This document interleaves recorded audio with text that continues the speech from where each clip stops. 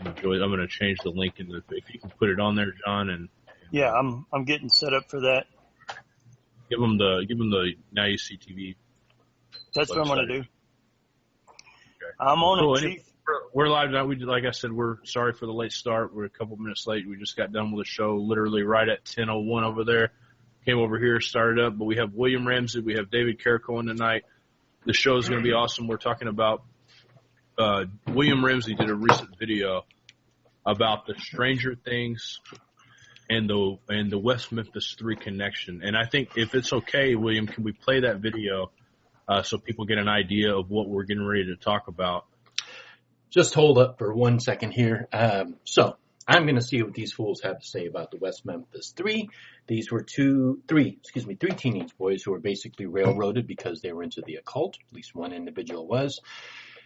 And the judge overturned them, and they were released. They were in prison.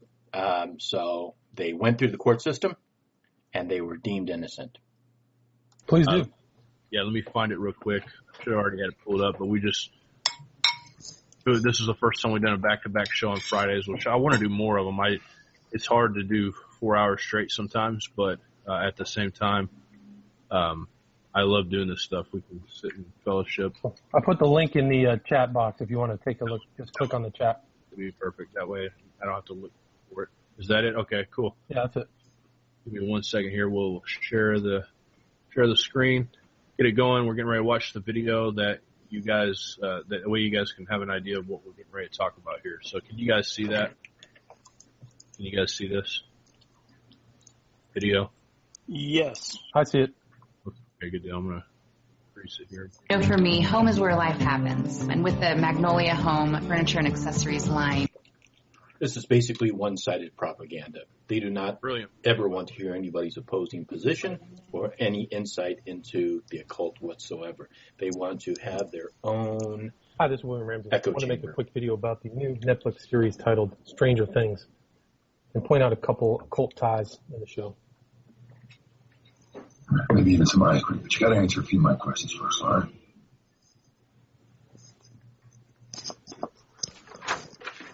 My name is Benny. Benny Hammer. Nice to meet you. And you are?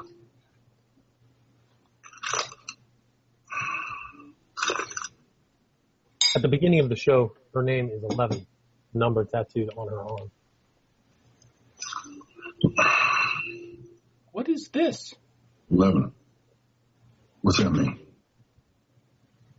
What's it mean? You find out later that her last name is Ives, I-V-E-S, which really means nothing until you find out another of the main characters' name is Byers, the same last name as one of the victims in the West Memphis 3 murders in Arkansas. In 1987, teenagers Kevin Ives and Don Henry were found dead on a railroad track in the forest of Arkansas. Initially, the death of Ives and his friend was ruled accidental, but a few months later, the ruling was changed to probable homicide. The creators of the show seem to use the same type of imagery from the West Memphis 3 murders. Winona Ryder stars as the mother of the missing child. She was also a supporter of the West Memphis 3. Here she is with Los Angeles supporters. This is Winona Ryder with Dan Stidham, the defense attorney who represented Jesse Misskelley. In the following video, you will hear Dan Stidham beg Jesse Misskelley not to confess to the crime. So guilt by association. Yeah, and very carefully that's Kelly. I told you that. So this is one thing I never understand about these conspiracy theories or whatever you want to call them. Just because one person associates with another, automatically somehow they influence them and somehow control and manipulate them. I've never quite understood this. I hang out with a lot of people with a lot of various opinions. None of them influence or manipulate me, nor do I influence and manipulate them. It is common that people who have similar beliefs, traditions, ideas, philosophies tend to hang out together. But it does not necessarily mean that just because you hang out with one particular person that you automatically are in sync with your thoughts and ideas. That's correct. What you see, and if you get this new evidence made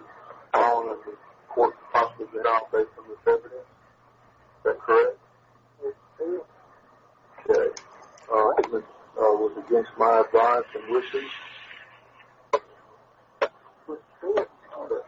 I'm advising you that I don't think it's a good idea for you to give this statement. You understand that? Yes, I do. Yeah.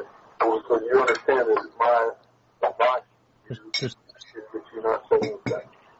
You understand that? Yes. And you're 18 years old. Yes, I do. And it's your decision to go ahead and make a statement anyway.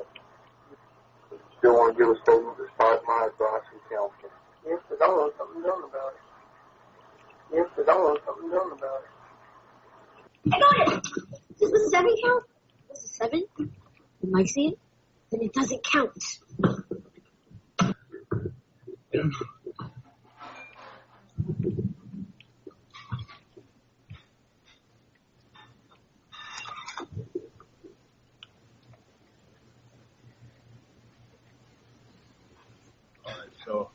So it's interesting. You tied in the smiley face too, and I know you've done several videos on the smiley face killer. Yes. That is basically a serial killer that's been killing people, finding the last person in the group and just kind of taking them out, and they end up dead in rivers and dead in all these different places. Yeah, after they disappeared for a long period of time, it's the same MO. I believe it's a group, and their death toll is close, maybe somewhere between 50 and 100. So it's a really dark occult symbol, that smiley face. It has an esoteric, as opposed to an exoteric meaning. People see it and just see a smiley face, but there's an esoteric meaning behind that. I don't think I even have to tell anybody who's even watching this video whatsoever that the smiley face has absolutely nothing to do with the occult. I don't think I have to explain that, but I'm going to explain it anyhow. That goes back to some black magicians, really, guys who were involved and like it's a strange, peculiar tie-in, but a guy who liked Crowley by the name of Peter Christopherson. If people want to research his name, he pops up on the Illuminates of Thanateros, and he's friends with Trent Reznor, but they use their kind of acid music band use that symbol. But yeah, it's very deep. It's pretty surprising that the writers of Stranger Things actually put that smiley face in a critical or crucial time of the whole show. It was really right there at the very end of the 8th episode when the battle against the Demogorgon, this kind of arch demon, takes place. So, okay, I don't like this line of logic. I'd like to find out exactly where the source is for this smiley face being associated with anything occult. If this is the case, then the Watchmen would be considered to be an occult. Again, this is far-reaching. It is not concrete, hard evidence. It is imaginings. It's just theories, and it's really offensive, and it's very discriminatory and biased, and I'm spraying food all over my keyboard. Yeah, it's such a sad story too. And a lot of people may not know anything about it. There was a documentary that came out, and I believe it was called Paradise Lost. And you've written a book about the West Memphis Three. You've basically proved in the book that they're guilty. I mean, they admitted to it. There was no way about it. They had a bunch of interesting people that did documentaries. They were railroaded into admitting guilt for it to get a lesser offense, and they were not recently, but they were found to be innocent and released.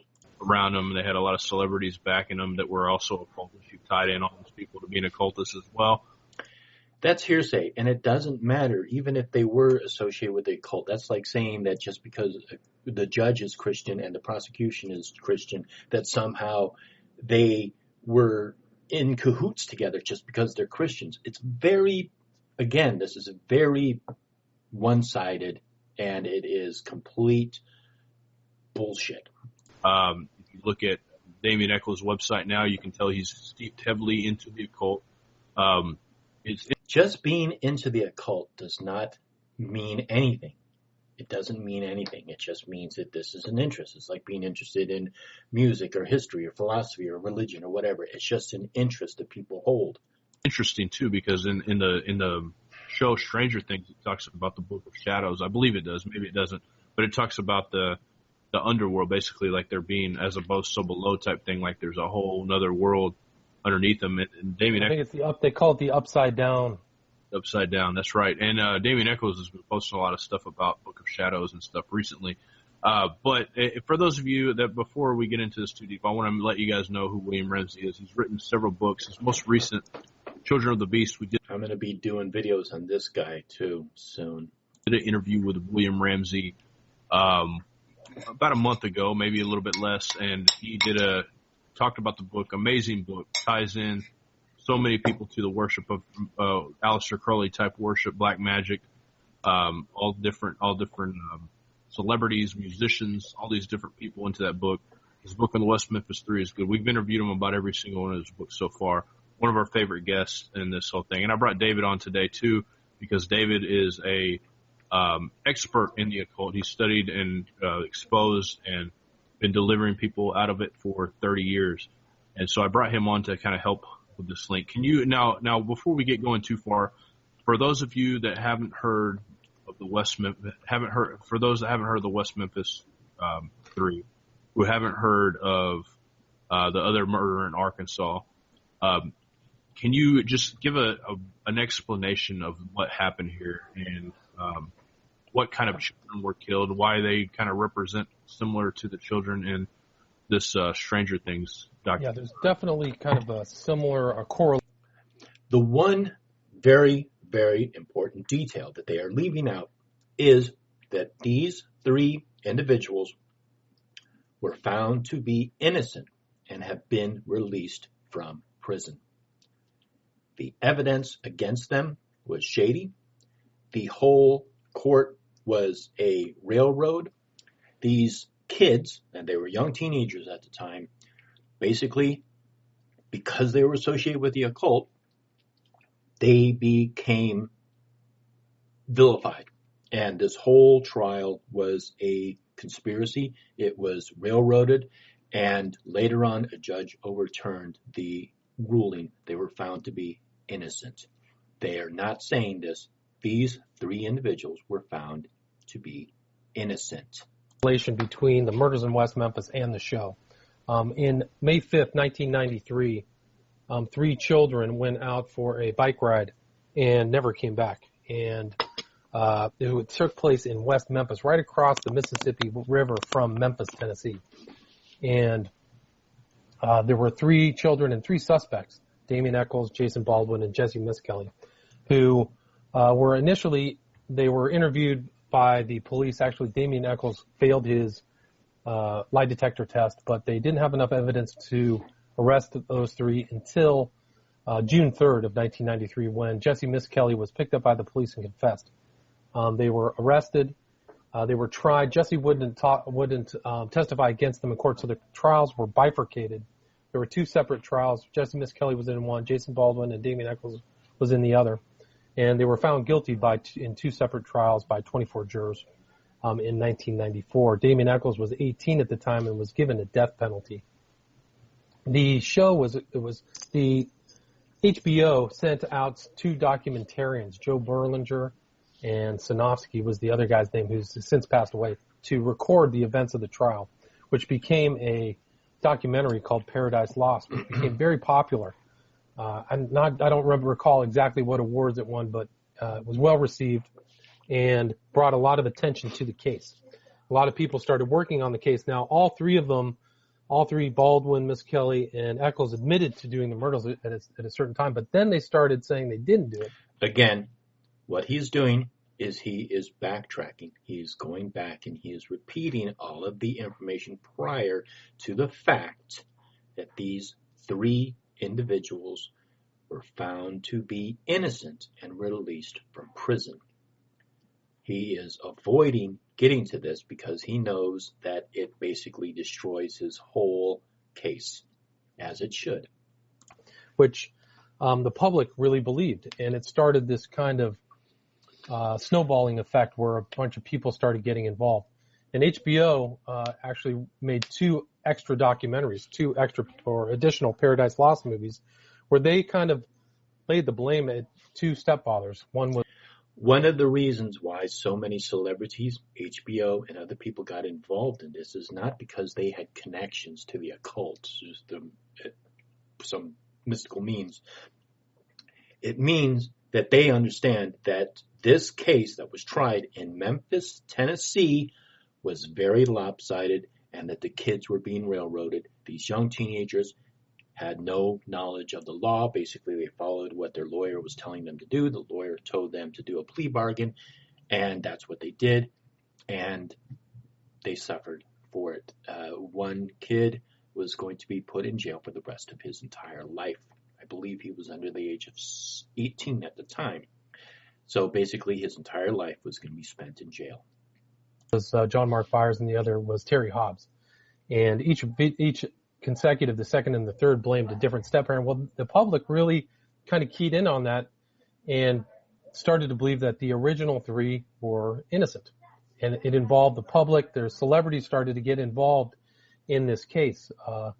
Very popular celebrities, Johnny Depp, Eddie Vedder, Henry Rollins, Margaret Cho, and these people got involved and started raising money, and a total of $10 to $20 million was raised and created this kind of cause-celeb environment where because they were innocent. The public was convinced there was an injustice, and it led to the release of all three convicted murderers. They all actually took an Alford plea, which is an admission of guilt, and they they offered up a plea.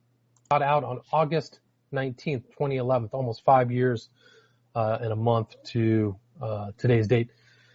And right after they were released, Damien Echols, wrote books. He wrote a book called Life After Death. There was also another documentary that was financed by Peter Jackson, who's another supporter. Peter Jackson was the director of The Hobbit and Lord of the Rings films. And all saying that they, weren't guilty. But one of the interesting things about the case was that there is a strong vein of occultism that runs from the beginning to the end. It's particularly through the kind of one of the main characters, Damien Echols. And the reason I got involved in the case is I came across a video while I was researching Children of the Beast that had a clip of Damien Echols where the prosecutor was talking to him about Aleister Crowley. And so that kind of piqued my interest where... Again, just because somebody talks about Aleister Crowley or the occult or anything doesn't mean anything else except that is an interest. It's a hobby. It's something that they do. It is like music. It is like art. It is like writing poetry. It is just a hobby. It does not mean that just because somebody is in a cult means that they are automatically murderers, rapists, robbers, drug dealers, whatever. It does not have any layer of guilt inherent into it. It just means that is an interest. I hate this really biased propaganda crap.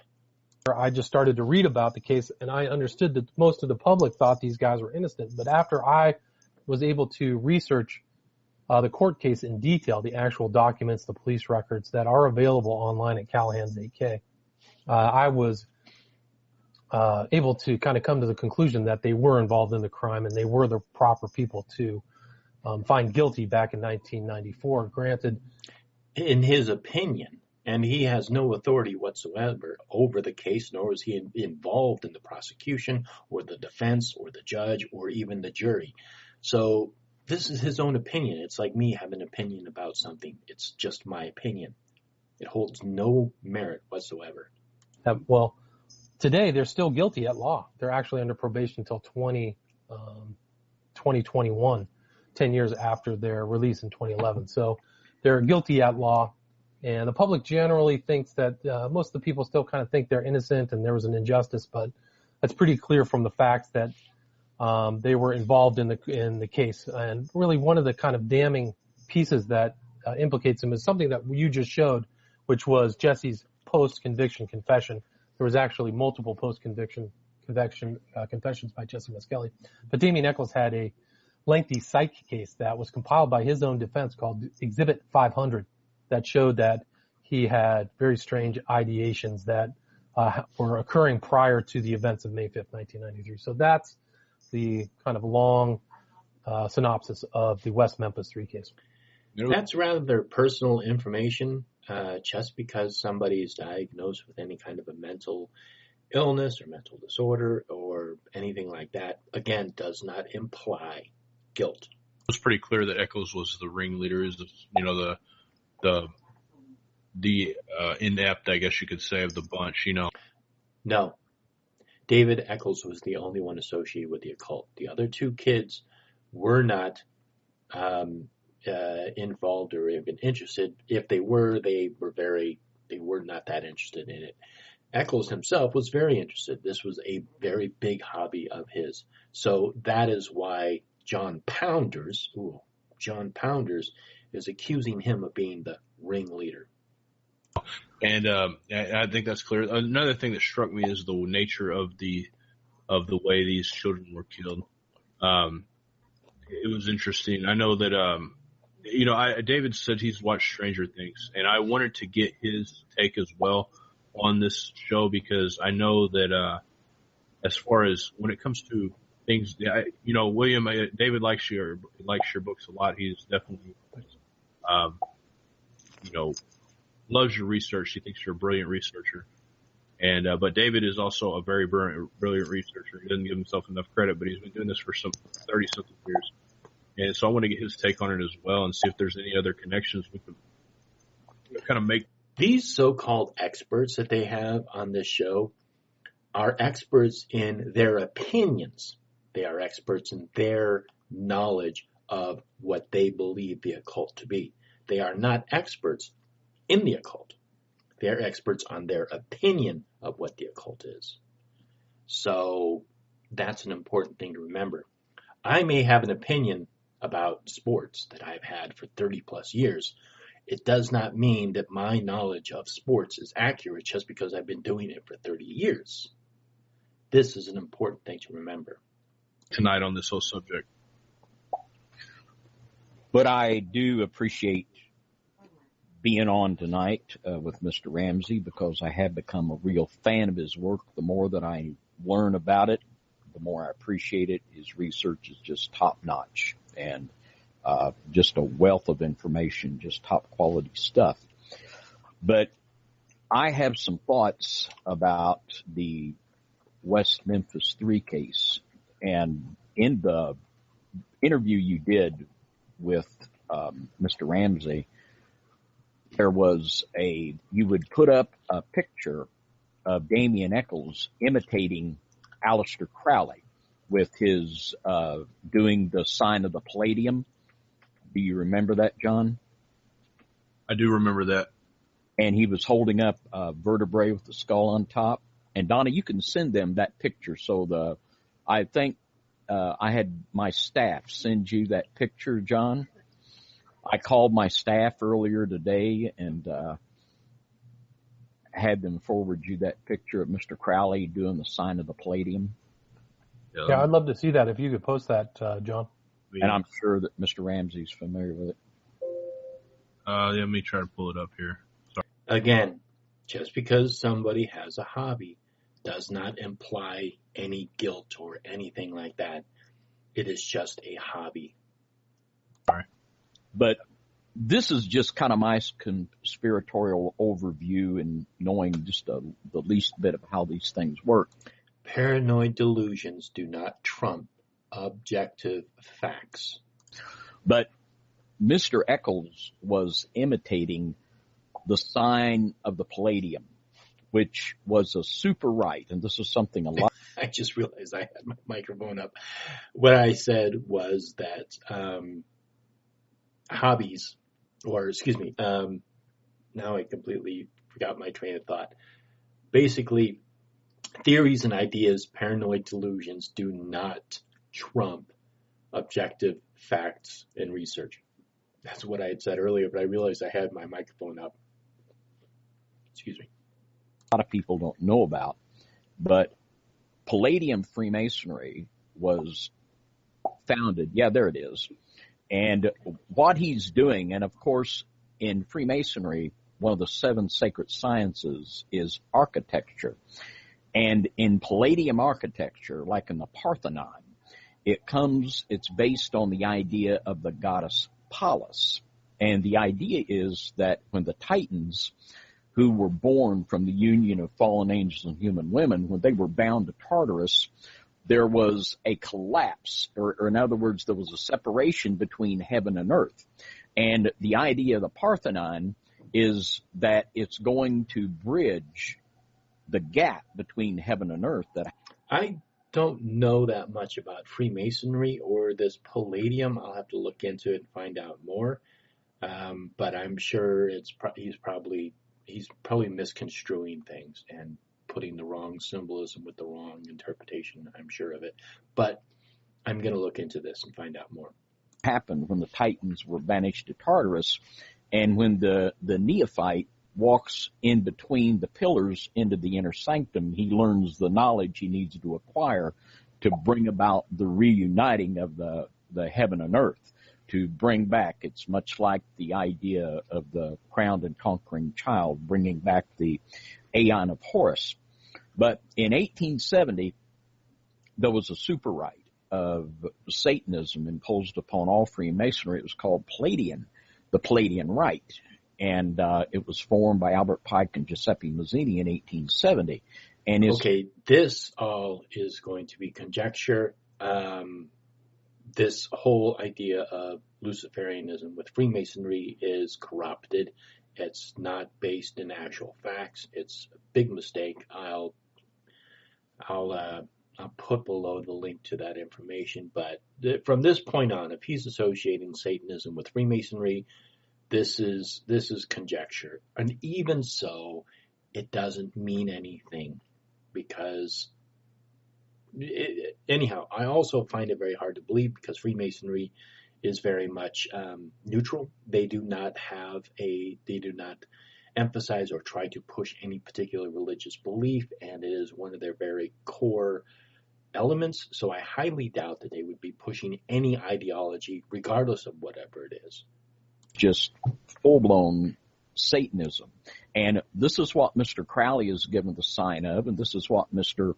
Eccles is giving the sign of, a blatant, the sign of the Palladium.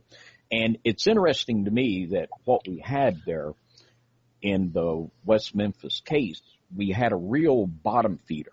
And I mean, this guy, Eccles, was hanging out with guys that were assaulting women on the street and sacrificing dogs, for goodness sake. And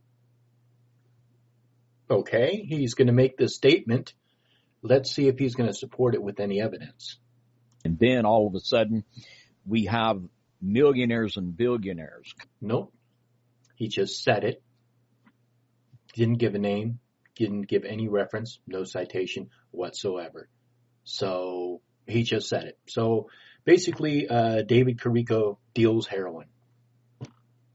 I don't have any proof of it. He just deals heroin. Coming to his aid. And it seems that perhaps that Mr. Eccles was involved in something perhaps even worse than the OTO. And this is something that Crowley said. He said that he moved within the air of British aristocracy. And this is how he did what he did, by connecting himself with the wealthy and with Aleister Crowley wanted to be a part of, I'm sure he would have enjoyed being part of the British aristocracy. But no, I mean, if you know anything about Aleister Crowley, and back then, basically nobody wanted to have anything to do with him, who was not in the occult field. He was just considered to be just like the most wickedest man in the world, so they did not want to have anything to do with him. A reputation, by the way, which was perpetuated by the press and by his adversaries. With the elite. And something else that is somewhat coincidental, but I have a book that's written by the man that was one time head of the Golden Dawn. I'll not mention the name of the book, but in this book, there's a chapter from what's called the Gomorium Burnham. And this was published, it's based on the writings of a man by the name of Abimelech, the Egyptian, and it was published at Memphis, Egypt, in 1517, which I find a strange. Wow. So Memphis, Egypt, Memphis, Tennessee.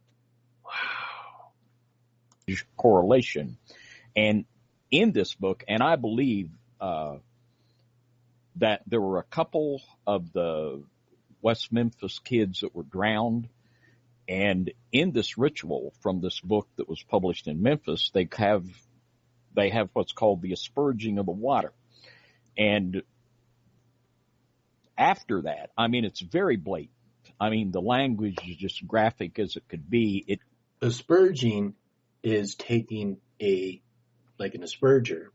I don't even know if they call it an asperger, but basically it's filled with water and you asperge it. The Pope uses it, and I think that other faiths use it. It's just basically a way of blessing the congregation. So that's what an asperger is. I think that's a word. Makes no bones that what they're summoning is devils, and it tells you precisely to cut the throat of the victim and to call upon the devil. No, it doesn't. I mean, there's nothing at all left to the imagination. And I won't give the name of this book, but I could sure produce it if I had to. It was published and bought it right out in a bookstore in St. Louis. And why don't you just say the name of the book? It looks very suspiciously that perhaps we have a secret society involved here that's very elite and very dangerous. And also one of the basic concepts of Masonic ritual, and this is documented in a book I have here, and I will give the name of this. It's called Who is Hiram Abiff by J.S.M. Ward. It's published by the McCoy One-Sided Propaganda Publishing Company. And in this book, the whole, when Crowley in the Magic and Theory and Practice, when he talks about the perfect sacrifice being a male child of perfect innocence Again, that has been debunked so many freaking times. All the books that Aleister Crowley wrote, this one single sentence is taken out of context. And he even says that people will get in trouble if they try to take this literally. He was talking about male ejaculation. Okay. Very beginning of that chapter, he says that this is based upon the mystery rites of Adonis and of the dying god in the mysteries. And in the book, Who is Hiram Abiff, about the rites of Adonis and Astarte, it says that the way of execution was cutting off the male member and having the person bleed out. What? Oh, this guy is full of shit. And I believe this is exactly how one of the West Memphis children died. And there's just Masonic fingerprints all over this, and it just screams of a secret Masonic connection, which is just what we saw here in Evansville. And when Mr. Eccles held up the vertebrae, the human spinal column with the skull on the top, in the way in the Goetta, in Crowley's Goetta, there is 72 devils that are contacted deliberately through Tantra and hypnosis, and they have diagrams of the devils and the description of the power you'll get from them. We're talking about some very, very intricate occultism. But the Manly P. Hall, who was called Masonry's greatest philosopher, he explained the 33 vertebrae in the spinal column as correlating to the 33 degrees of Freemasonry. And this is exactly what Mr. Eccles is holding up with the skull in. I am almost 99% positive that that is just a coincidence. I doubt that the 33 degrees of Masonry are associated with the 33 vertebrae of the spinal cord of a human being. That's like saying the 5 elements are associated with the 5 fingers. Top. So the opening, the raising, and of course the raising of the Kundalini up to the pineal gland, this is the ultimate goal of occult initiation.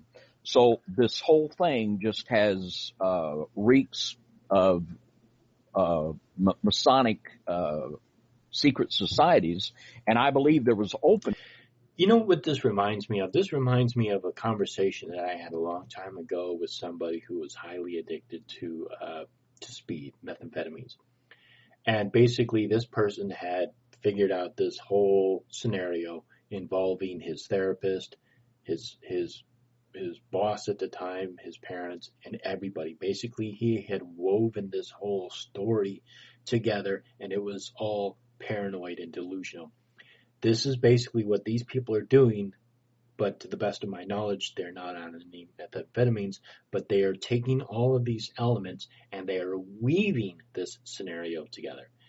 And from someone who's actually seen somebody who's very paranoid and delusional, talking about this stuff, I see the parallels. I see direct correlation between paranoid, delusional thinking that is induced by psychosis and what these people are doing. Ties of Mr. Eccles for the OTO, and I think there could be something even worse here going on. And our friend that we were on the radio with last night, Bill was actually initiated into Palladium Freemasonry in a lodge in Chicago, and Bill went through a couple degrees. And I remember Bill telling me there's 5 degrees in Palladium Freemasonry. He went through 3 degrees in Freemasonry. And when you get to the 5th degree, which is a degree of union, you become a satanic saint. And this is like Jack Parsons. Okay, this is bullshit. At this point, he's spewing bullshit. He's a satanic saint. And you can look on the Thelemic calendar, and he actually has a feast day. So this just has Masonic fingerprints all over it. It's exactly, I believe, the same thing we saw right here in Evansville, Indiana, where these people that are so well connected, and it's really, when you think about it, what other explanation do you have when these absolute bottom feeders are on trial here for these horrific crimes? So this is what I think happened. I think that it is very unfortunate that these 2 young children were found murdered.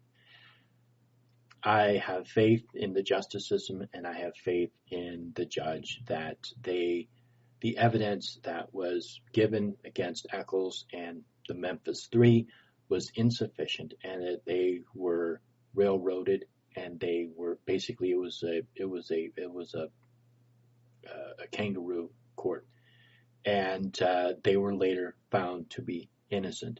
So whoever actually murdered these 2 young kids, and unfortunately I don't remember their names, I'll have to look them up, but their murderer or murderers are still at large, and it was an unfortunate thing that happened. Murders, whenever they happen, are unfortunate, and it's even more unfortunate when the perpetrator is not found. But we cannot railroad or rig a jury to indicate that somebody is guilty of it when they are not guilty of it. You have millionaires and billionaires that are just connected to the max that are showing up to help these guys get off. Johnny Depp has no interest in Eccles and his other 2 friends. The only thing that he knew was that it was a rigged jury. It was a travesty of a trial, and he, with the information that he had, knew that they were innocent, and he helped to raise money to have a retrial and to make this situation right, because it was completely wrong to begin with. They focused the entire element of the trial onto the occult, and simply because Eccles was associated with the occult, they included everything else, and they made these kids plea for a lesser sentence by admitting guilt, which they were not guilty of. So, for my money, it's just cover up of secret societies. That was the best. What would be the purpose of having all of these supposed secret societies come together, all to prove 3 kids in Memphis, Tennessee, were innocent of murder? What would be the goal? How much money would have spent for all of this just to prove that they were innocent if they were actually guilty? This is complete paranoid delusional thinking. Layout I've ever heard you do, David. That blew me away. The information you just gave. And how you type the vertebrae just blew me away. That caught my attention right off the bat. Yeah. So how does that work? I mean, well, there's in how does it work? Goetta, in Crowley's Goetta, and Goetta is the Goetia has absolutely nothing to do with Freemasonry, and Freemasonry has absolutely nothing to do with the Goetia. Deliberate. I mean, this makes no bones about it. And they say it front up, we're conjuring devils. We're conjuring demons. We're conjuring fallen angels. It makes no bones about it. There's no playing nice with it. And no, it doesn't. They're called spirits, but Paul Runyon? Yeah, Paul Pokenin. Paul Runyon. I can't get his name right. But he has worked with the Goetia for a very long time in the Temple of Astarte. I think they're in Long Beach, somewhere in Los Angeles. But he has, I'll put a link to his video channel below. But basically, he works with the Goetia. And he believes that what it is a opening to the archetypes of the mind. He calls it Western occultism shamanism, and I tend to agree with him. And he works with the Goetia all the time, him and his students, and they have never summoned any demons or anything like that. So, again, I'll put a link to his channel below. There's 33 degrees in Scottish Rite Freemasonry, and there's 33 vertebrae in the spinal column. And what a nice coincidence. There's 33, I'm sure there's 33 all kinds of 33 flavors. Oh, no, it's 31 flavors. Damn it. Tantric or Kundalini Yoga, they raise the serpent fire up the spine to the top and to the pineal gland. And that's what we saw Mr. Eccles holding. He was holding the spinal column, and it had the skull on it. He was doing the sign of the Palladium, as we see Mr. Crowley doing. And, of course, this invites the neophyte. And in the Masonic Lodge, there's the twin pillars of Jehich and Boaz. And everyone that goes through the lodge, they go through the twin pillars. And they're going through into the inner sanctum to learn the knowledge they need to bring back. You see, the architecture, the pillars, are the separation of heaven and earth. But, you see, they want to knock those pillars down to bring back the crown and conquering child, the age of Horus. And what we're talking... No! The whole point of those pillars in Freemasonry is filled with architecture symbolism. Should be pretty obvious to everyone. They don't want to knock down those pillars. Those pillars are the foundation of their philosophy. So why would they want to knock down those pillars? Talking about here is the Elantra workings on steroids. That's what we're talking about. And we're talking about people that are millionaires and billionaires that hate God, that are conspiring together to, and they really believe this. I mean, no, people do not hate. I don't hate God. Many people don't hate God. They have no proof that God exists, or some people just don't believe in God. It doesn't mean that the fault is not, if you love God, then you must hate God if you don't love God. That is not the case. There are people who have different beliefs in this world, and there are people who have beliefs in God. Just because somebody doesn't believe in God or doesn't accept God as a concept or whatever, doesn't mean that how can you hate something that doesn't exist? As many atheists claim. So, I don't know. This guy's an idiot. They really believe that through the rituals that they do, that they can literally bring this about. They're very serious. They're very wealthy. They're well connected. And quite literally, they're capable of getting away with murder.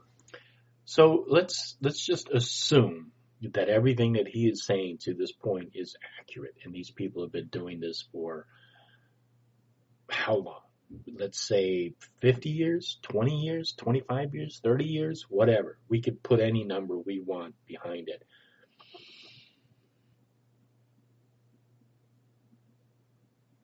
What have they accomplished?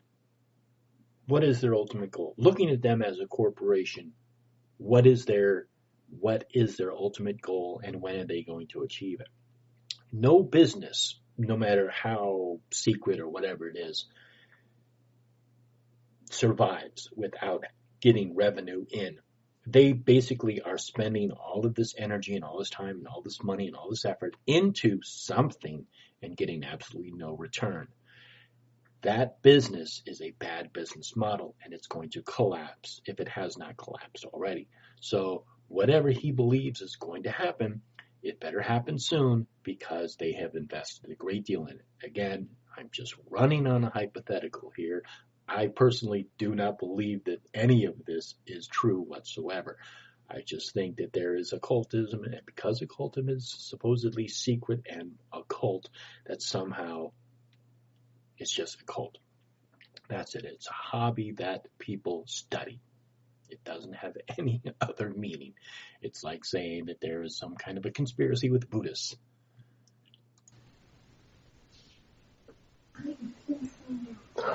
Yeah, that's amazing. Thanks for sharing that, Mr. Carrico. That was really incredible. I know that in my research of the West Memphis 3, there's a lot of pieces missing, but I think you just added another piece of the puzzle to this kind of 50-piece puzzle piece that I didn't have. So I appreciate you sharing with that.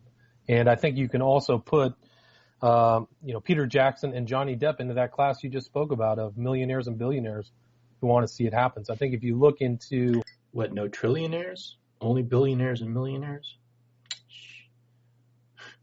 Discrimination.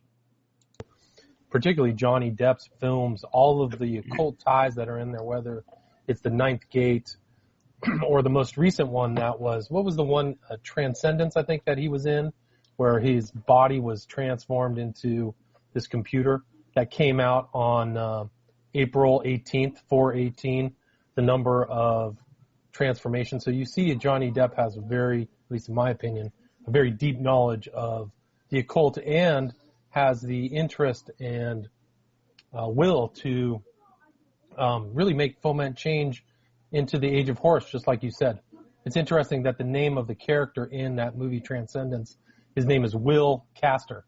So you have this kind of emphasis upon the individual human will, just like Crowley said, or Hitler, and the ability to kind of cast it out into our reality, I guess. Interesting. Didn't you make the association with Damien Echols being OTO? Is that? Yeah, that's confirmed. That's 100% confirmed. And you can look at the OTO papers. Ed Opperman has it. I did a show on it with Ed. You can look. Again, it doesn't mean anything. Just because he's in the OTO does not mean anything. It just means that he's in the OTO. It's like saying somebody who plays soccer or somebody who attends band practice. Being associated with something does not mean anything else except that person is associated with it. Look at it on my YouTube site with all my other West Memphis 3 videos. I changed it to William Ramsey Investigates, so I put my name on there. You can just type in William Ramsey, you'll be able to find it. Most definitely. So we've pretty much tied all that stuff together for the Stranger Things. What else? Okay, when I watch the movie, when I see this alternate reality type thing, there's also almost like a CERN type connection in that show when it talks about you have to have a certain amount of power to open up this portal in this area, and it almost makes you wonder what is there, because I know I don't know if you did a video about the Montauk connection with Stranger Things. This really makes me just want to really want to play off of these people's paranoid, delusional thinking. There is a part of me that really just wants to manipulate it for my own amusement and just play and pawn and troll these people and just convince them, because they give us so much freaking power. I just want to play with it and dangle them around like marionettes. But I know it would not be fair. I know it would not be, in the end, it would not benefit anyone. But there is just a part of me that just wants to just play these people like a bad fiddle. But I won't do it. I'd much rather expose it and just reveal the truth to people. No, we were doing a show about it the other day, MK Ultra. We actually have an MK Ultra victim, survivor, coming on our show on True Frequency Radio tomorrow. But it's interesting the connections being made through and honestly, I know, David, you watched it, you saw the water thing that they did. How does that relate to some of the practices? Because I've heard stories of, I'm going to ask you this because you know some of the things that have been going on. MK Ultra survivors, I've heard stories of them put them in hot water, they put them in cold water, and they continue doing it back and forth until they almost lose consciousness so they're able to travel outside their body. And that's what we see in Stranger Things when they dip her into the water. She's able to transcend out of her body and travel through things. And I've heard some of the same stories from satanic ritual abuse survivors that they put them in severe torture to the point of that. What kind of connections do you see on that end? They will throw around this term satanic ritual abuse, and they never back it up with anything. They just throw that term out there. An accusation deserves to have some sort of evidence. If you are going to accuse somebody or a group of doing something, you need to somehow give some kind of a case, something, and prove that it actually exists. They make it sound like it's this huge epidemic problem when no, what it was a paranoid, it was mass hysteria in the 1980s called the Satanic Panic. That's it. Well, the near-death experience is the key to occult programming and the key to occult imprinting and the breaking down the splitting of the personality.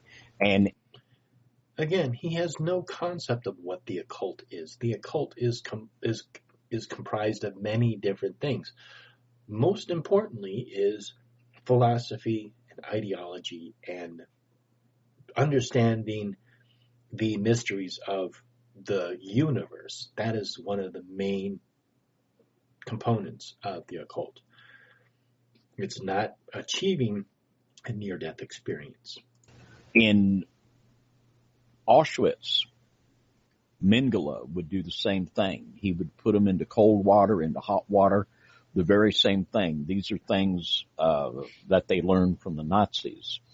And as I said, it's also very strange that in this black magic grimoire from Memphis, Egypt in the 1600s, there's the asperging of water ritual, which is another strange coincidence. But what we've heard stories of, we have one of the drawings in our book was of being born from a cow. And this is a ritual from the Egyptian Book of the Dead. And what they will do, they will sacrifice a large animal like a cow or a deer or a horse, and they will put the person in the carcass while the carcass is still warm. And then the high priest of the coven will come out and, he'll say, well, do you accept Satan? Do you want me to save you and everything? What? Oh, no, he is talking about supposedly ancient practices that were practiced. I can't even exactly remember where that is, if it's in Rome or where it was. But basically, that's what it was. It was the writer's interpretation of what happened supposedly back then. Back then, there was no concept of Satan or Hasatan from the Jewish Bible as we know of what Satan is supposedly today because of the King James Bible. So these are two completely unrelated things. And then he becomes her savior, rescuing from that. And we ministered to one lady that was actually buried in a coffin and they put her in the coffin, and, she heard the dirt hitting the top of the coffin, and they buried her, and they left her down there, and then they dug her up, and they said, the high priest of the coven, would you like me to accept Satan so I'll save you? Well, sure. What? And this is the fear and the control, and of course this is a mimicry of the third degree of Freemasonry. Whenever a Freemason is hit on the head with a setting maul, and he goes through a mock death, burial, and resurrection. And this is exactly what Crowley said in Magic and Theory and Practice, that the whole bloody sacrifice of who a male child is the perfect example. He keeps repeating this single fucking sentence from Aleister Crowley's book, and he's taking it completely out of context. This is all based on the mystery rites of of Adonis and Astarte. And Timothy Leary said the same thing.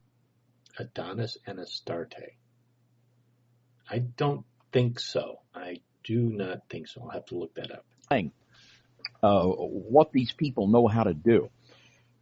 And just like this fellow that I mentioned that wrote the book, these two books I have here that I mentioned, he has PhDs in clinical psychology. And Mr. Leary wrote that book literally on occult programming back in the 50s when he was doing research for the Massachusetts prison system, when he would actually experiment on prisoners with LSD. And Mr. Leary said that the proper combination of music, sex, and the near-death experience could imprint on a person's mind, and literally you could he said, I can make a gay person straight, a straight person gay, and this is all built around the same concept of the ritual of the dying god. Okay, I gotta look this up. I have no idea about this either. It's funny doing these live, because usually what I do is I watch the videos once through, I research the information and respond to them. As I'm doing this live, I don't have the opportunity to go and actually look up the information, so I am going to have to look up this information to find out for myself if it's true or not. Is the dying god of the mysteries. It began with Nimrod and Semiramis, call it Isis, Osiris, Bacchus, Dionysus. It's the worship we were talking about, just like the Feast of Mabon. That's worshipped around the equinoxes and the solstices, the death and the resurrection. This is the heart of Satanism, all of the cult, and this is the exact way that they imprint people and break them down through fear. And it's a deliberate thing that's done to actually create alter personalities within these people to deliberately control them. Where is this happening?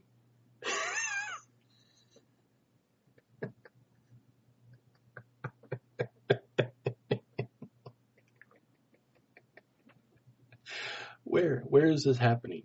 Who? How? When? Where? Why? What? They just spew all of this crap, and they don't give any evidence for it. Interesting. Now, when we look at the Must Memphis 3 and we look at, a lot of these Children of the Beast type activities, we just did a show last night with William Schnoblin about the Harvest Festivals coming up, about all the different things, and of course we're going to see a lot of interesting stuff. The Burning Man Festival. William, you just did a recent video about Burning Man Festival, I believe. Yeah, it was the media reported that David Bowie's ashes were taken to Burning Man and burned in one of the buildings at the end of the festival. And although his son came out and said, well, that can't be true, but it's interesting that they never really addressed the individuals who said that happened. So I'm still kind of trying to figure out whether David Bowie's ashes were taken to Burning Man in 2016, but in 2015, Timothy Leary's ashes were taken to Burning Man and burned by Susan Sarandon.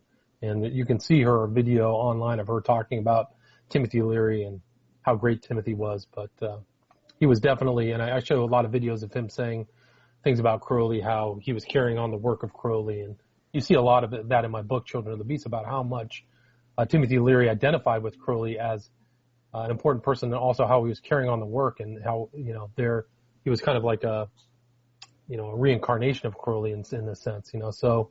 There are many artists who understand, or I shouldn't say understand, they really relate to Crowley, because Crowley was one of these individuals who was very talented. He was definitely a very talented artist, poet, and really intelligent. And he had a lot of very different philosophies and ideas that he introduced.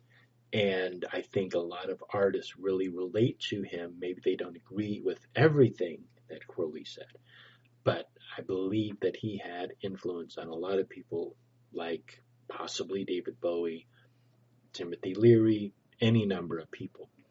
And also I want to mention that whatever one's wishes that they want to be done with their ashes, or a portion of their ashes after they pass away, is what they want to happen, as long as that doesn't, as long as they don't want their ashes poured into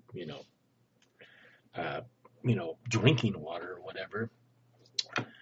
But whatever somebody's last wishes are to be done with their remains is really up to them. But yeah, so at Burning Man, it's like Wicker Man, right? So you can see that tie-in between Burning Man and the Wicker Man. I'm sure that there probably is some kind of an association, if not in the beginning, between the Burning Man and the Wicker Man. However, the concept of the Wicker Man being stuffed with humans and then burnt alive, made out of wicker, supposedly by the Druids, is something that Caesar, who was waging a war a campaign of war through Gaul, and needed money from the Senate in order to finance it and pay his troops, really needed to make the Gauls look stupid and to make them look very primitive. And much of our evidence of the early Gauls and a lot of ancient pagan civilizations, they were much more advanced than we thought. The idea of a wicker man being built as tall as he is described and then filled with animals and humans and then burned is far-fetched, and really the only evidence we have for it is this writing by, I believe, Caesar and Strabo. That's it. So the mechanics of it don't really work out, and it's really just it really has not been proven. And it's pretty an interesting tie.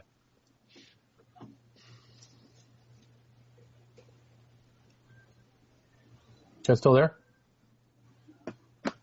Anyway, one of the interesting things about, going back to Stranger Things, is some of the tie-ins that I saw in that film. There's other occult things that I didn't really cover in much detail in that show, but there were the kids repeat numbers. They say 77, which is Crowley's number of Babylon. They also there's a sequence in there where one goes 6, 6, 6, so they repeat that. Which I've also seen. But there's interesting visual tie-ins. If you guys want to see a couple interesting movies, you can tell the directors got their information from visuals from some other movies. One is Paddy Chayefsky's Altered States with John, I think it's John Hurt. John Hurt was his name. But really interesting movie, but about how these guys go on these psychic journeys and they get in these, these water tanks and basically take a bunch of drugs. It's a really interesting movie. But another one is Under the Skin with Scarlett Johansson. That whole sequence where this kind of demon is in this upside down world, you can tell that they took some visuals from that. But I also read, which was interesting, that the directors of the movie, they wanted to actually film in Montauk. They tried to film in Montauk, New York, but I think that things just didn't come together with them, and they ended up having to film in Georgia, which I thought was interesting. Anything you guys want to add?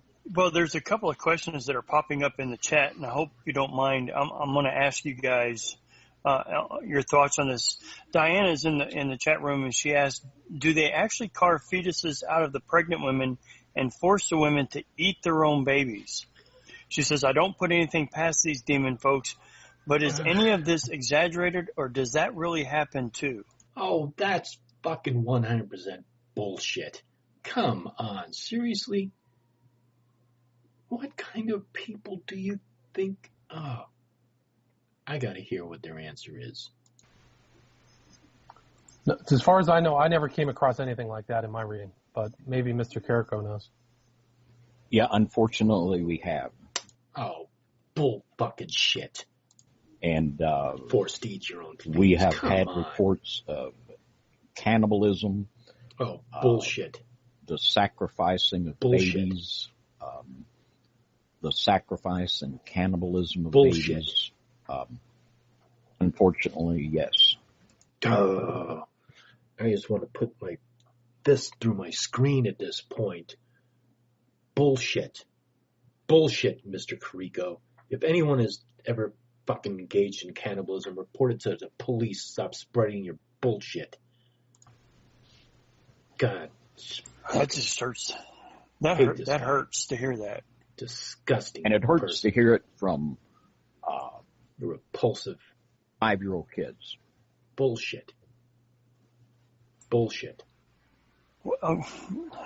Bullshit. What do you do, David? Fucking shit. What do you do? What we're doing now. What you do is you fucking report it to the police, because he's never fucking reported to the police because it never fucking happened. The guy's a fucking lying piece of shit. You just tell people, and you just do everything you can to educate and do what you can do. And another thing I do, I know that at the bottom of it's Freemasonry, and I take every opportunity I can to call the pastors of these churches to allow Freemasons to run. Why? If you believe any of this is actually happening, David Carrico, why would you tell it to the pastors? Why wouldn't you tell it to the FBI, the CIA, or the local police? What would be the why would you report it to the pastors? That makes absolutely no sense whatsoever. If I ever found out anything even remotely close to that, I would report it immediately. Free, spineless cowards that are not men of God, but are spineless wimps. And you can feel free to tell any of them, I said so. I am sick to my gut at seeing this stuff go on. It's just disgusting. One of the most powerful things I've heard at a conference is what you said at the end of, because you closed us out at that conference. I have to relax. It doesn't serve me any purpose to get angry with these idiots. I believe. And you made that call to everybody in that room, to anybody that was listening in the future, to go to your pastors and ask, are the Freemasons here? Are the elders Freemasons here? Drive them out of the churches. And I had goosebumps when I listened to that. But some of the things I'm listening to you guys talk about tonight has just absolutely floored me. And there was a day when there were men of God, like Charles Finney and D.L. Moody, that took a stand and told men to choose between the Lodge or Freemasonry. And the reason why I make such a big point of it is because I know that this is the system that makes these higher orders possible. These people could not get away with what they get away with in these ultra super Masonic rites if they did not have this structure of support at the bottom. And for people that call themselves men of God to tolerate this, there's no excuse for it. And this is allowing this evil to be perpetrated. So I don't play nice with it. I don't play nice. I'm the voice crying in the wilderness. Repent. And I go further. I say anyone that's in one of these churches that supports it, they are a part of the problem. So if there's a group that is cutting the fetus out of a woman and forcing them to eat the fetus, you would much rather have them repent and talk to their pastor than take it to the police or the CIA or the FBI? That doesn't make any sense whatsoever. If this is actually what he believed, what this person said, claimed happens or has happened, it doesn't matter if it's happened 1,000 times or only once. If it's only happened once, you report it. Anything else, and you are either obstructing justice or you are an accessory to this crime. Culpable. You know, I've seen way too much of this. I'm sick to my gut with it, and it's hard to even think about this without getting angry. And that's just the way it is. And I got a little bit of an attitude, but that's just the way it is. I think there's something wrong with you if you don't look at this stuff and you don't get a little bit of an attitude. And I just thank God for people like you and John and for Mr. Ramsey to bring this stuff to the light, to educate people, because that's all we can do. We can offer people healing through Jesus. We can let the victims know that there is victory and healing through Jesus. We can sound the alarm. That's all we can do, because we're fighting against people that are millionaires, billionaires, and I'm sure that Mr. Ramsey knows that the devil will send out every troll in the sewer to harass and to cause trouble and to make their threats. That's just the nature of, literally the nature of the beast. So that's true. That is true. We tell it, we preach it, we expose it, we document it, we just keep saying it. And the more we keep saying it, the more people become aware, the more people are set free. And that's what we're doing. We're doing it now. We'll just keep doing it. Yeah. We, I live in a small town, and if there's anybody in the local churches that I grew up in watching this tonight, I find out you're a Freemason in that church, you and I are having a serious discussion. I find out. So we're going to move on to the next question. Cool. Let's have that Good discussion. Gracious. I'll talk to you anytime you want, John. Donna asked. And, they can pretend like they're God. John Hall, I am more than happy to sit down and have a discussion with you about this. So, please, email me. My email's below. As little warriors with someone else, but they won't play that game with me. Well, that comes up to the next questions for both you guys, William and David. Donna asked a really good question. Can you tell us about the Savior complex? Just to be clear, it's not a euphemism for anything else. I seriously would like to sit down and have a discussion with this person. It's not a euphemism for anything else. I have no intention of engaging in any kind of verbal or physical confrontation. That's not my purpose. But I would like to sit down and actually talk to him like a rational human being. Oh, yeah. And just like I explained, I actually did invite both of these gentlemen, John Hall and John Pounders, to appear through Google Hangout or YouTube or whatever and have a discussion. They refused. And I've heard about them being put in wells, being put in the carcasses of large animals, being buried in coffins. No. And it's the death, burial, and resurrection of the dying God. The head of the coven comes, and after you've been buried in a coffin for an hour, and they dig you up, and they say, would you... You could not be buried in a coffin for an hour. Human beings can only hold their breath for maybe 5 minutes at the most. The average person, maybe 3 minutes. An hour, you are dead. Do you believe in Satan? Will you allow me to be your savior? And in Freemasonry, they're raised with a strong grip of the lion's paw.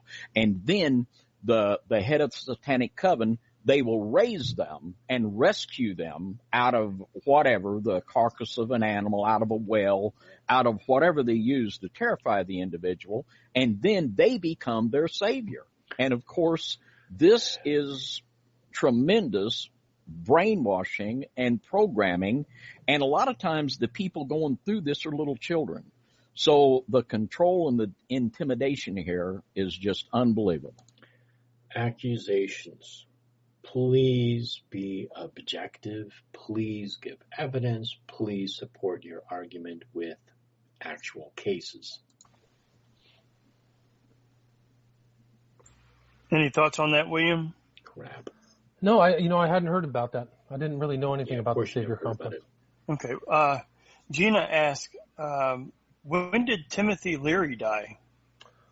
Fairly recently. I think he died 2005. Let me look that up. Timothy. He died of cancer in 1996. Sorry. He was 76 years old, yeah. Okay. Ian asked, is this a form of devil worship, like a perfect innocent sacrifice, and what benefits do they expect to get out of them? Is that in reference to the West Memphis 3? Yeah. I think that the use of those type of activities is for some kind of benefit in the occult, so that's why it goes from animal sacrifice to human sacrifice. And the signs, there are signs of sacrifice on that night of May 5th, 1993. There were ropes. The way that the children were tied were unusual. There was wax was found at the scene. There was something that Mr. Carrico talked about just tonight, was the removal of the genitalia of one of the children who bled out and passed away. And then the ritual sacrifice of drowning in water, which seems to be a common occurrence with a lot of these guys. I actually just posted a video about a guy named Alex Sanders, or Alexandrian Witch. He was kind of like a competitor to Gardner, where he takes these totems and drowns them. And he, interestingly, this kind of version of witchcraft, Alexandrian witchcraft, he said that he had a tie with Crowley, that he met Crowley. I don't think it's ever been substantiated, but he considered Crowley an influence. But so there definitely were elements of this kind of ritual event. And then it's like, just like Mr. Carrico talked about, it's about the child of perfect innocence, as a male of perfect innocence. So, yeah, I definitely think something was there. It's hard to tell what exactly happened, but I believe that it was close to the full moon of May 5th. It was close to the full moon, and it's also close to a ritual kind of time that happens at the beginning of May. You see, this person knows this case very well, and this is all of the compelling evidence that proved that these 3 individuals were supposedly guilty. Now you know why they were proven to be innocent. And we have another common factor here. Alex Saunders, Gerald Gardner, and Gerald Gardner's teacher, George Pickingill, Crowley, all Freemasons, every one of them. True. That's very true. And that's how Gardner was a Freemason before he wrote his book on Wicca. That was... that's kind of like a stepping stone, it seems like, of these guys to come through Freemasonry and integrate all that kind of knowledge into whatever they come up with. Yeah, so that's definitely very interesting. That we would use a lot of times by Anton LaVey, and LaVey said that all serious occult orders are tied back into the lodge, and he's absolutely right. Whatever. I still haven't found this quote. I doubt it. I think it's being taken out of context. Yeah, I agree with that. 100%. John posted in the Google chat that somebody had mentioned that Timothy Leary was Winona Ryder's godfather. All connected. Yeah, it's very true. So he had Timothy Leary his archivist was a guy by the name of, now I can't remember his name, but he had, his archivist was Winona Ryder's father.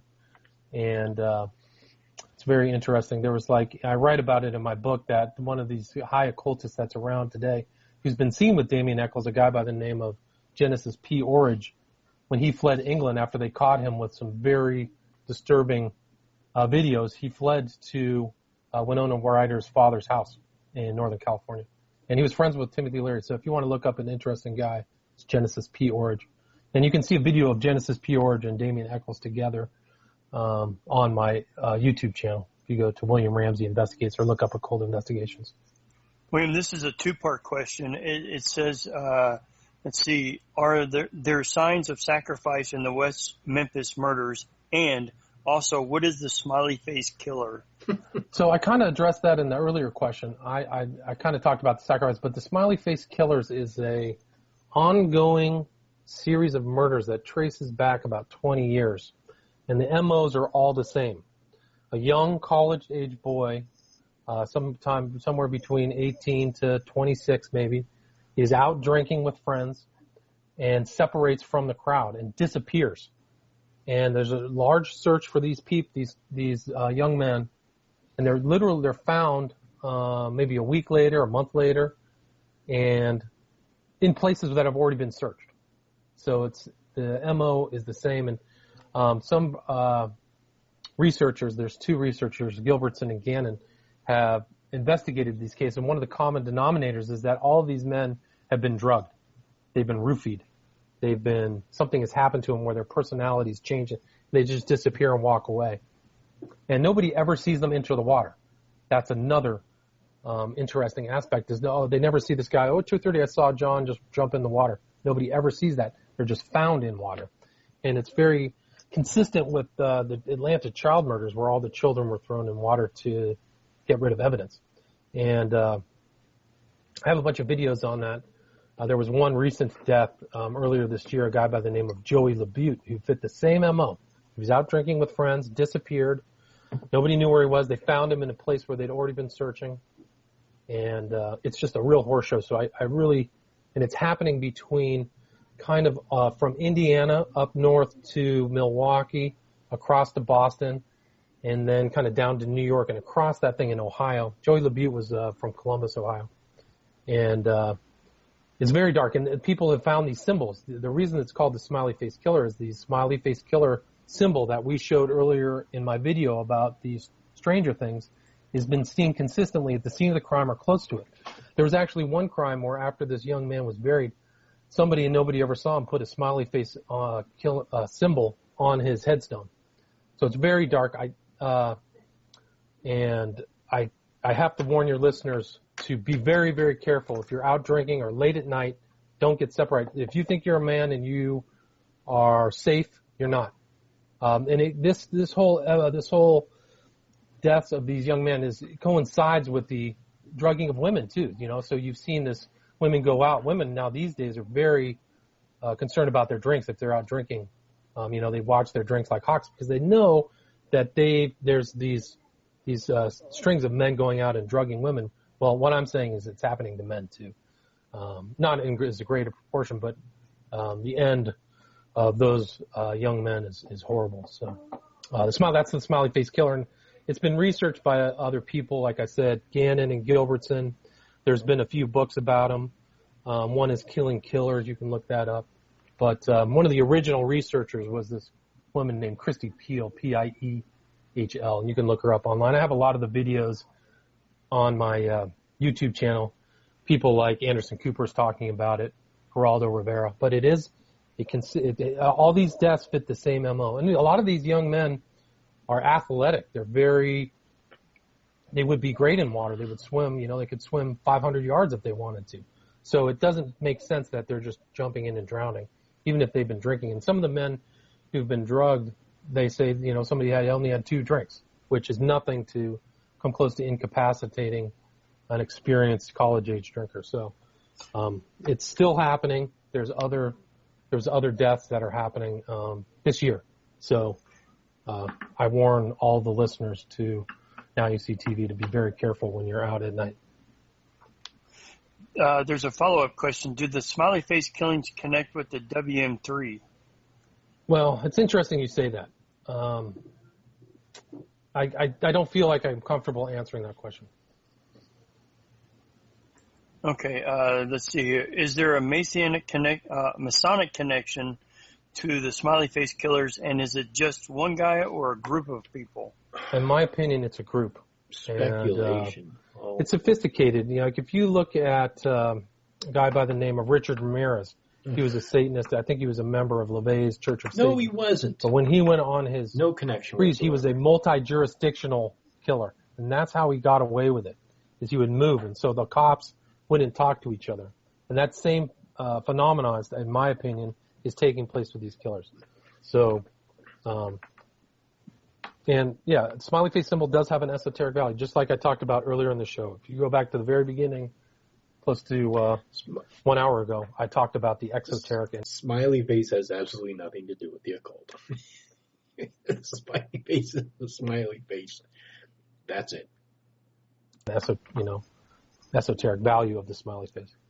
Really what it means is, and I talk about this, if you want to look at one of my David Bowie videos, I go in detail about the meaning of the smiley face, which is used by Alan Moore, who is one of the biggest comic book writers in the world, a guy who wrote From Hell, which Johnny Depp was in, a guy who wrote V for Vendetta. He uses the smiley face in different things. And he uses it in the context of one of these guys, the comedian, who is from what's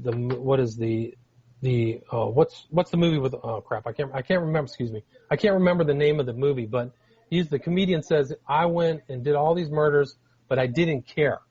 And that's what I think the smiley face symbol means, is that people can still look at all the pain and suffering and not care at all, and still have a smiley disposition.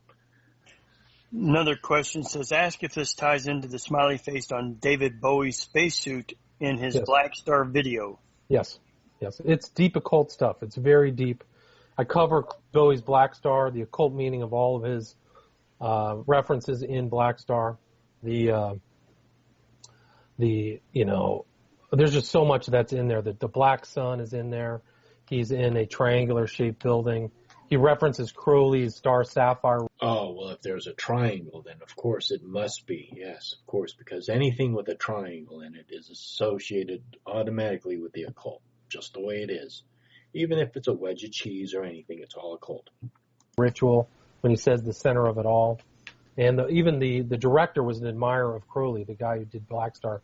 He actually posted something that said, every man and woman is a star, which is a direct quote from Crowley's Book of the Law. It's actually probably the most quoted quote from the Book of the Law behind Do What Thou Wilt Shall Be the Whole of the Law, which is also in the Book of the Law.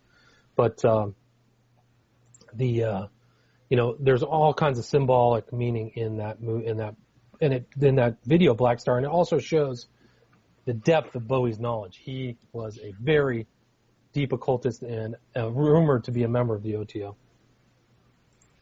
I know, John, you had said I just saw your message. If you got to use the bathroom, go for it, man. I'll take over for a second. Done. Just hold up a number 1 or a number 2. I think I am done with this. Yeah, I don't know. This is just some of the stuff that these people spread. They just spread all this misinformation, all this conjecture, all these lies, and they have no understanding of the repercussions that people may suffer because of it. All the discrimination, anything that might come from this.